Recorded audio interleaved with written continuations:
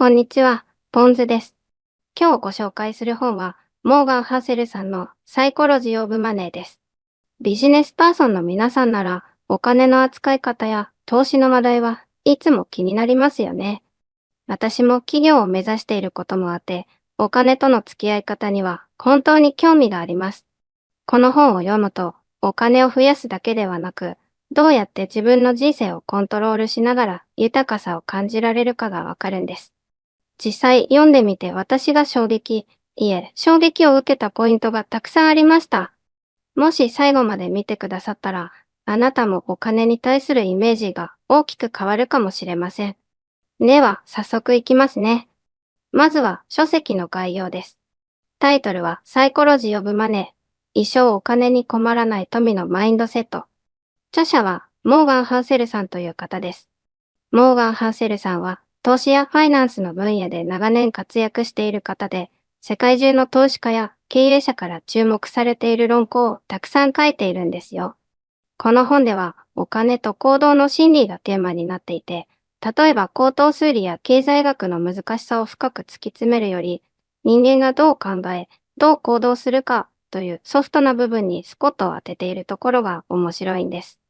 この本が教えてくれるのは、行動パターンを見直すことで、誰でもお金の安心を手にできる可能性があるということです。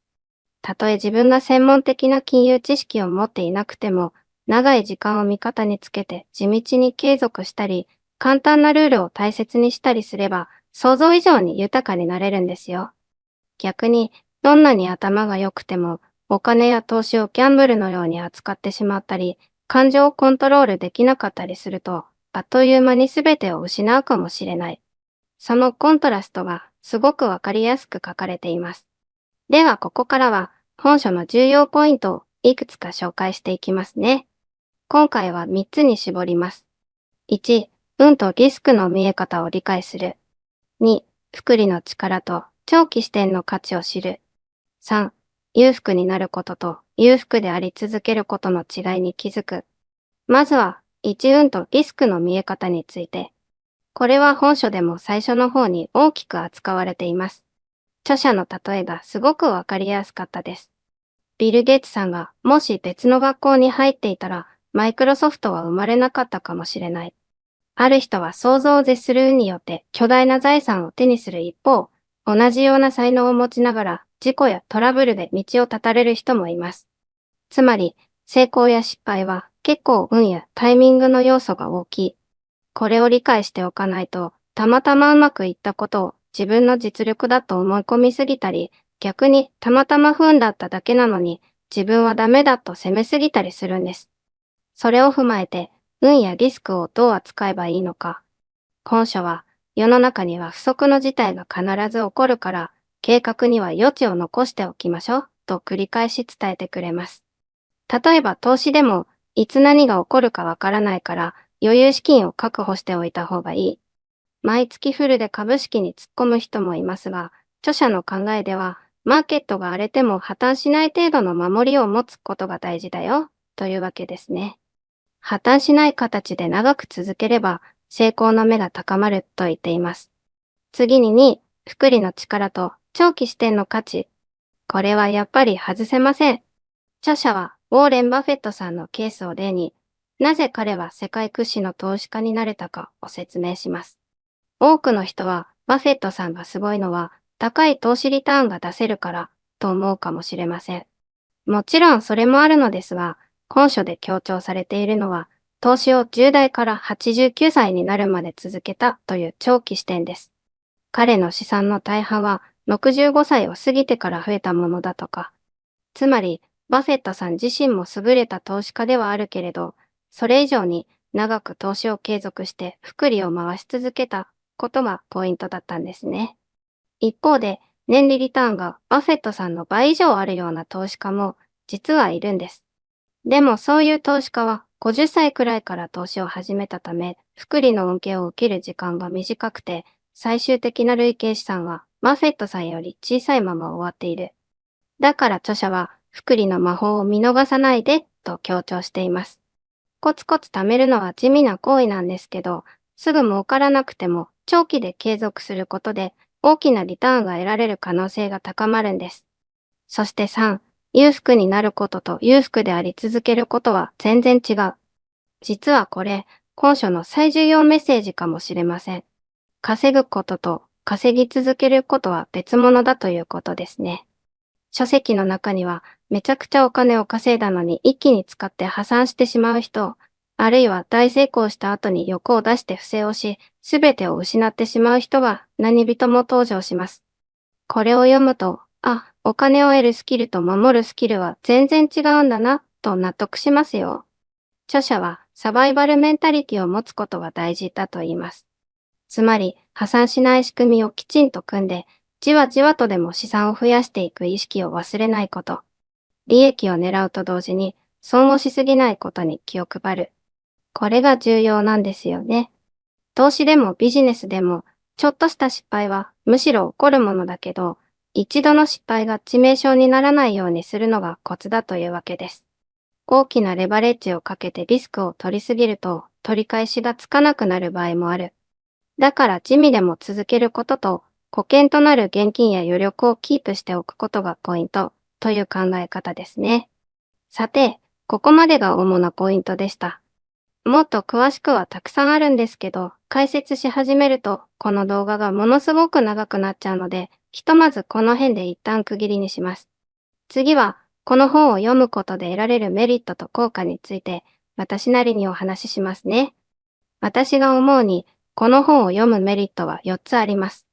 1、ストレスが減る。2、長期的に損しにくい行動を選べる。3、お金に対する罪悪感や恐怖感が和らぐ。4、自分が本当に欲しいものを明確にできる。まず1、ストレスが減るというのは、やっぱり運やリスクってこういうものなんだ。お金と向き合うとはこういうことなんだ。と理解できるからです。どうしようもない失敗を自分のせいと思い詰めなくてもいいし、逆に一回うまくいっただけでもう勝ち組だと自信過剰にならずに済む。メンタルバランスが良くなるんですよ。2、長期的に損しにくい行動を選べるっていうのは、破綻しない生き残ることを第一に考える姿勢が身につくからです。投資もビジネスも挑戦するときは本当に大事なところをケアしておかないと、せっかく得た資産はゼロに戻ってしまう。だけど、この本で何度も提案される、少し保守的すぎるくらいがちょうどいい安全域を持っておくっていうメッセージを知っておくと、リスクを極端に怖がる必要はなくなります。むしろ堂々とリスクを取れるようになるんです。3、お金に対する罪悪感や恐怖感が和らぐのは、読んでいてお金は手段なんだなと、改めて気づかされるからかなと思います。お金って見栄やプライドのために使ってしまいがちですけど、その結果自分を苦しめるのは本末転倒ですよね。著者は富とは目に見えないものだと言っています。つまり、高級車や大きな家など派手に使うことでアピールするだけがお金じゃなくて、銀行口座にそのまま残っている価値、使わずに取ってある選択肢の広さこそが本当の富だってわけです。これは目から鱗でした。4、自分が本当に欲しいものを明確にできる。例えば、何のためにお金を稼ぎたいのか。大きな車に乗りたいわけじゃなくて、本当は家族と過ごす時間を増やすため、いつでも転職できる自由が欲しいから、など、実は人によっていろいろな理由があるものなんですよね。そしてそこはきちんと考えていくと、あれ、今の自分の資質って実は本当に必要と見直すきっかけになります。本当の安心感の方が他人からの称賛より大事だよね、とか改めて実感するわけです。では、この本を読む上での注意点やデメリットがあるとしたら、いくつかあると思います。